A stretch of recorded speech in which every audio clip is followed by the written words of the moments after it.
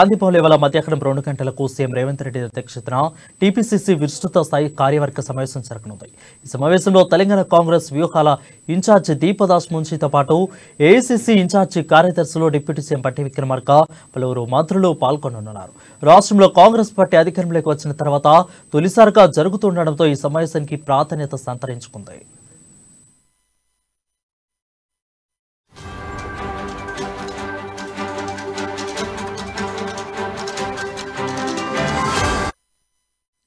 వచ్చే ఎన్నికల్లో లోక్సభను అనుసరించాల్సిన వ్యూహాలు అదేవిధంగా పార్టీ బలోపేతంపై రేవంత్ రెడ్డి పార్టీ శ్రేణులకు దిశానిర్దేశం చేయనున్నారు. నామినేటెడ్ పోస్టుల భర్తీపై స్పష్టత ఇచ్చే అవకాశం ఉంది. ఈ సమావేశంలో పాల్గొనేందుకు రాష్ట్ర ఇన్ఛార్జిగా నియమితురాలైన తర్వాత మంగళవారం తొలిసారి రాష్ట్రానికి వచ్చిన దీపదాస్ మున్షికి టీపీసీసీ వర్కింగ్ ప్రెసిడెంట్లు మహేష్ కుమార్ గౌడ్ అదేవిధంగా అంజన్ కుమార్ యాదవ్లు, మాజీ ఎంపీ వి హనుమంతరావు, మాజీ మంత్రి జి చిన్నారెడ్డి, ఖైరతాబాద్ టీసీసీ అధ్యక్షులు రోహిన్ రెడ్డి, టీపీసీసీ అధికార ప్రతినిధి గౌరు సతీష్ తదితరులు శంషాబాద్ ఎయిర్పోర్టులో ఘన స్వాగతం పలికారు.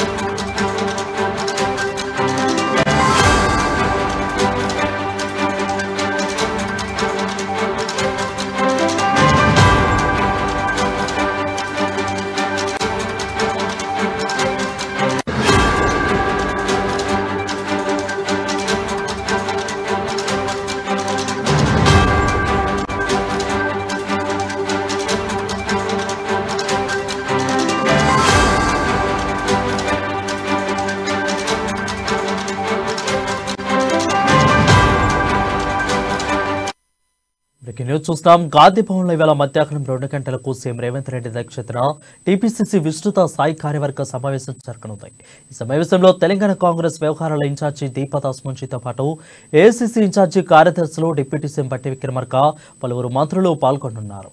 రాష్ట్రంలో కాంగ్రెస్ పార్టీ అధికారంలోకి వచ్చిన తర్వాత తొలిసారిగా జరుగుతూ ఉండడంతో ఈ సమావేశానికి ప్రాధాన్యత ఏర్పడింది.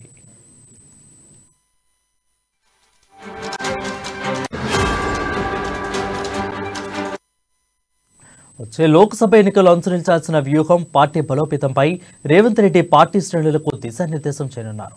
నామినేటెడ్ పోస్టుల భర్తీపై స్పష్టత ఇచ్చే అవకాశం ఉంది. ఈ సమావేశంలో పాల్గొనేందుకు రాష్ట్ర ఇన్ఛార్జిగా నియమితురాలైన తర్వాత మంగళవారం తొలిసారిగా రాష్ట్రానికి వచ్చిన దీపదాస్ మున్షికి టీపీసీసీ వర్కింగ్ ప్రెసిడెంట్లు మహేష్ కుమార్ గౌడ్, అంజన్ కుమార్ యాదవ్లు ఘన స్వాగతం పలికారు. దీనిపై మరింత సమాచారం మా ప్రతినిధి హరీష్ అందిస్తారు. హరీష్, చెప్పండి. ఈ రోజు గాంధీ భవన్ వేదిక కూడా పిసిసి విస్తృత స్థాయి సమావేశం జరుగుతుంది. ఏఐసీసీ రాష్ట్ర వ్యవహారాల ఇన్ఛార్జ్ గా బాధ్యతలు చేపట్టిన ఏదైతే దీపదాస్ మున్షి మొదటిసారి సమావేశం జరుగుతుంది. ఈ సమావేశంలో పిసిసి సీఎం రేవంత్ రెడ్డితో పాటు ఉప ముఖ్యమంత్రి పట్టి విక్రమార్క, అలాగే కాంగ్రెస్ పార్టీ ఎమ్మెల్యేలు, మంత్రులు, అధికార ప్రతినిధులు, ప్రధాన కార్యదర్శులతో పాటుగా కాంగ్రెస్ సీనియర్ నేతలు కూడా పాల్గొంటున్నారు. ప్రధానంగా పార్లమెంటు ఎన్నికలకు సంబంధించిన వ్యూహాల అనుసరించాల్సిన వ్యూహాలు, కార్పొరేషన్ చైర్మన్లు, అలాగే ఎమ్మెల్సీ నామినేటెడ్ ఎమ్మెల్సీకి సంబంధించిన అభ్యర్థులకు సంబంధించిన ఖరారు అంశాలపైన కూడా ఈ రోజు ఈ సమావేశంలో చర్చించే అవకాశం కనిపిస్తుంది. ఇక దీనికి సంబంధించి నిన్ననే ఏదైతే రాష్ట్ర వ్యవహారాల ఇన్ఛార్జిగా దీపదాస్ మున్షి నియమించబడ్డారో ఆమె నిన్న హైదరాబాద్ చేరుకున్న నేపథ్యం కావచ్చు, ఈ రోజు గాంధీభవన్ వేదిక మధ్యాహ్నం 2 గంటలకు ఈ సమావేశం జరుగుతుంది. ప్రధానంగా ఏదైతే తొలిసారిగా దీపదాస్ మున్షి తొలిసారిగా బాధ్యతలు చేపట్టిన తర్వాత సమావేశం కావచ్చు ప్రాధాన్యత ఏర్పడింది చెప్పొచ్చు. ఎందుకంటే ఇప్పటికే కాంగ్రెస్ పార్టీకి సంబంధించి అధికారంలోకి వచ్చిన తర్వాత కూడా నామినేటెడ్ సంబంధించిన పదవులను సంక్రాంతి పండుగ కంటే ముందే ప్రకటిస్తామని కూడా సీఎం రేవంత్ రెడ్డి చెప్పిన నేపథ్యం కావచ్చు. ఇక పార్లమెంట్ ఎన్నికలకు సంబంధించి ఏ విధంగా వెళ్ళాలంటే అసెంబ్లీ ఎన్నికలకు సంబంధించి కాంగ్రెస్ పార్టీ జోష్ కనిపించింది. ఇక్కడ అదే దాన్ని కంటిన్యూ చేస్తూ ఇప్పుడు ఎలాంటి వ్యూహాలను అనుసరించాలి, ఇక్కడ పార్లమెంట్ ఎన్నికలకు సంబంధించి అభ్యర్థులకు సంబంధించిన ఎంపిక ప్రక్రియ ఏ విధంగా ఉండాలి, గతంలో అసెంబ్లీ ఎన్నికలకు సంబంధించి సర్వే రిపోర్టుల ఆధారంగా అభ్యర్థుల ఎంపిక చేశారు కాబట్టి ఇప్పుడు అలాంటి విధానాన్ని అనుసరించాలా లేదా అభ్యర్థుల ఎంపిక ప్రక్రియకు సంబంధించి ఇప్పటికీ బీఆర్ఎస్ ఏదైతే ధీటైన అభ్యర్థులను ఢీకొట్టే విధంగా బీజేపీ బీఆర్ఎస్ అభ్యర్థులను ఢీకొట్టే విధంగా కూడా అభ్యర్థుల ఎంపిక ప్రక్రియ జరగాలి కాబట్టి దానిపైన కూడా ఈ రోజు సమాలోచన జరిపే అవకాశం కనిపిస్తుంది. ఇక మరోవైపు ఎమ్మెల్సీ నామినేటెడ్ ఎమ్మెల్సీలకు సంబంధించి ఎవరికి ఇస్తే బాగుంటుంది దానిపైన కూడా చర్చ జరిగే అవకాశం కనిపిస్తుంది. ఇక్కడ కార్పొరేషన్లకు సంబంధించి ప్రభుత్వం ఏర్పడ్డది కాబట్టి 100 మంది పైగా కూడా కార్పొరేషన్ నామినేటెడ్ పోస్టులు పదవులను భర్తీ చేయాల్సిన అంశం కాబట్టి ఇక ఎన్నికలకు అసెంబ్లీ ఎన్నికలకు సంబంధించి అప్పుడు టికెట్ ఆశించి దక్కని వారు ఎవరైతే ఉన్నారో వాళ్ళకి సంబంధించి గతంలో కార్పొరేషన్ పదవులు కావచ్చు ఎమ్మెల్సీ టికెట్లు ఇస్తామన్నట్టుగా కూడా గతంలో వాళ్ళతో బుజ్జగించే ప్రయత్నాలు చేశారు కాబట్టి అట్లాంటి వాళ్లకు టికెట్లు ఇచ్చే అవకాశం కనిపిస్తుంది కాబట్టి ఎవరెవరికి ఈ కార్పొరేషన్ నామినేటెడ్ పదవులను ఇవ్వాలనే దానిపైన కూడా పూర్తిగా వాళ్ళను డేటా తీసుకొని అభ్యర్థులకు సంబంధించి ఎవరికి ఏ పదవులు కట్టబెడితే బాగుంటుంది అనే అంశం పైన కూడా ఈ సమావేశంలో చర్చించి నిర్ణయాలు తీసుకునే అవకాశం ఉంది. ఇక మరోవైపు పార్లమెంట్ ఎన్నికలకు సంబంధించి ఎల్లుండి ఢిల్లీ వేదిక కూడా ఏఐసీసీ కీలక సమావేశం జరుగుతుంది కాబట్టి ఇలాంటి ఇక్కడ తీసుకున్న ప్రతిపాదనలు కావచ్చు ఇక్కడ తీసుకున్న నిర్ణయాలు కావచ్చు ఢిల్లీకి అధిష్టానానికి చెప్పే అవకాశం ఉంటుంది కాబట్టి ఇక్కడ పార్లమెంట్ ఎన్నికలకు సంబంధించి రాహుల్ గాంధీని ప్రధానిగా చూడాలని కాంగ్రెస్ పార్టీ ఇప్పటికే దేశవ్యాప్తంగా కూడా భారత్ జోడో యాత్ర ద్వారా రాహుల్ గాంధీ ప్రజలతో మమేకమవుతూ వచ్చారు. ఇక మరోసారి న్యాయయాత్రతో పేరుతో కూడా మరో జోడో 2.2 పాదయాత్ర కూడా చేస్తున్న నేపథ్యం కావచ్చు. ఇంకా బీజేపీ ఏదైతే ప్రభుత్వ వ్యతిరేక విధానాలు అనుసరిస్తుందో దాన్ని గత పాదయాత్ర ద్వారా కూడా ప్రజలకు వివరించే ప్రయత్నం చేశారు. బీజేపీ మత విద్వేషాలు రెచ్చగొడుతూ కులాల మధ్య చిచ్చు పెడుతూ కూడా రాజకీయాలు చేస్తుంది. ఇక ప్రజలంతా కూడా ఒకతాటిపైకి రావాలి సెక్యులర్ నిదానంతో రాహుల్ గాంధీ వెళ్ళిన నేపథ్యం కావచ్చు. ఇక మరో అంశం పైన కూడా ఈ పాదయాత్ర జరుగుతున్న నేపథ్యం ఇక పార్లమెంట్ ఎన్నికలే టార్గెట్ గా వెళ్తున్న నేపథ్యం కావచ్చు. దానికి సంబంధించి ఈ జోడో యాత్ర అలాగే ఇక్కడ అనుసరిస్తున్న విధానాలు తెలంగాణలో కాంగ్రెస్ గవర్నమెంట్ ఫామ్ చేసింది కావచ్చు. ఇప్పుడు ఆ గ్యారంటీలను ప్రకటిస్తుంది కాబట్టి క్షేత్రస్థాయిలో ఎన్నికలకు సంబంధించి ఈ గ్యారంటీలను ప్రజల వద్దకు తీసుకెళ్లాలి.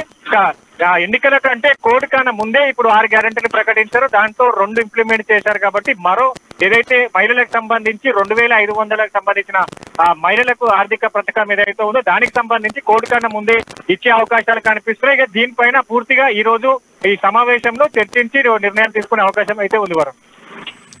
రైట్ హరీష్, అసెంబ్లీ ఎన్నికలకు వచ్చేసరికి ఆపరేషన్ ఆకర్ష్ అనేది సక్సెస్ అయింది. మరి పార్లమెంట్ ఎలక్షన్స్ వచ్చేసరికి ఎలాంటి ట్యాగ్ లైన్ పెట్టే ఆలోచన ఏమైనా ఉన్నట్లు కనిపిస్తుందా? ఖచ్చితంగా పార్లమెంట్ ఎన్నికలకు సంబంధించి కాంగ్రెస్ పార్టీ ఏదైతే 15 స్థానాలను అంటే టార్గెట్ 15 అనే నినాదంతో వెళ్తుంది. ఖచ్చితంగా తెలంగాణలో 15 స్థానాలను కైవసం చేసుకోవాలి. ఇప్పుడు అసెంబ్లీ సెగ్మెంట్లకు సంబంధించి 64 స్థానాలను నియోజకవర్గాలకు సంబంధించిన అభ్యర్థులను గెలిచారు.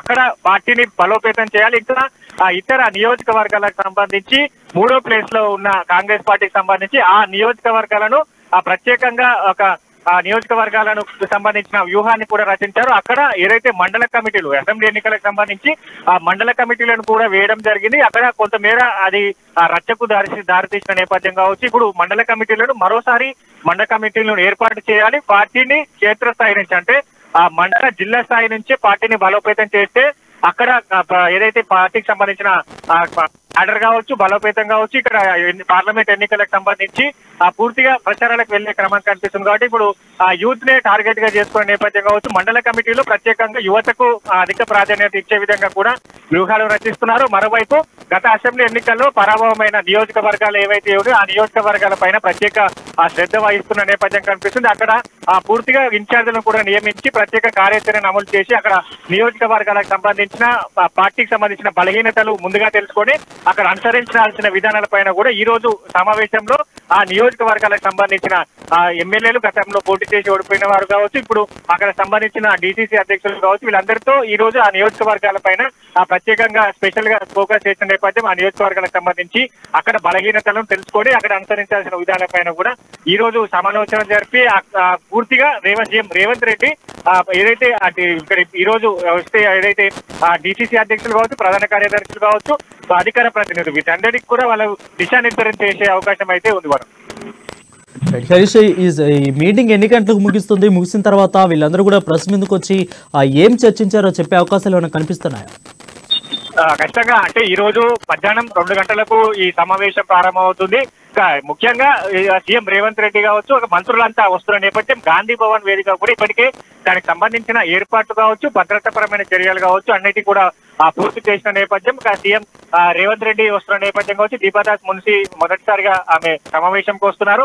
ఇక పూర్తిగా అంటే దాదాపు 3-4 గంటల పాటు ఈ సమావేశం జరిగే అవకాశం ఉంటుంది. తర్వాత సీఎం రేవంత్ రెడ్డి అలాగే ఇన్ఛార్జ్ గా ఉన్న దీపాదాస్ మున్షి, టీఎల్పీ నేత ఉప ముఖ్యమంత్రి బట్టి విక్రమార్క ఇప్పుడు సంబంధించిన అంశాలపైన కూడా పూర్తిగా చర్చించిన తర్వాత పార్టీ క్యాడర్ కావచ్చు, ఆ పార్టీ నేతలకు అలాగే డిసిసి అధ్యక్షులకు, ప్రధాన కార్యదర్శులకు సమావేశాలు జరిపిన తర్వాత వాళ్లకు దిశా నిర్దేశం చేస్తారు. పూర్తిగా ఇదే కార్యాచరణను క్షేత్రస్థాయిలో, మండల స్థాయిలో కావచ్చు, జిల్లా స్థాయిలో పూర్తిగా ఇంప్లిమెంట్ చేసే విధంగా కూడా కార్యాచరణ రూపొందించాలి. పార్టీ లైన్ కి అందరూ కట్టుబడి పనిచేయాలి. పార్లమెంట్ ఎన్నికలే టార్గెట్ 15 గా వెళ్తున్న నేపథ్యం కావచ్చు, వీటన్నిటిని వచ్చే కేంద్రంలో కాంగ్రెస్ ప్రభుత్వాన్ని తీసుకురావాలి, రాహుల్ గాంధీని ప్రధాని చేయాలనే నిర్ణయంతో వెళ్తున్న క్రమం కావచ్చు. ఈ సమావేశం ముగిసిన తర్వాత ఏదైతే మీడియా బ్రీఫింగ్ సంబంధించి కూడా ఉండే అవకాశం అయితే ఉంది. Thank you Harish for the update.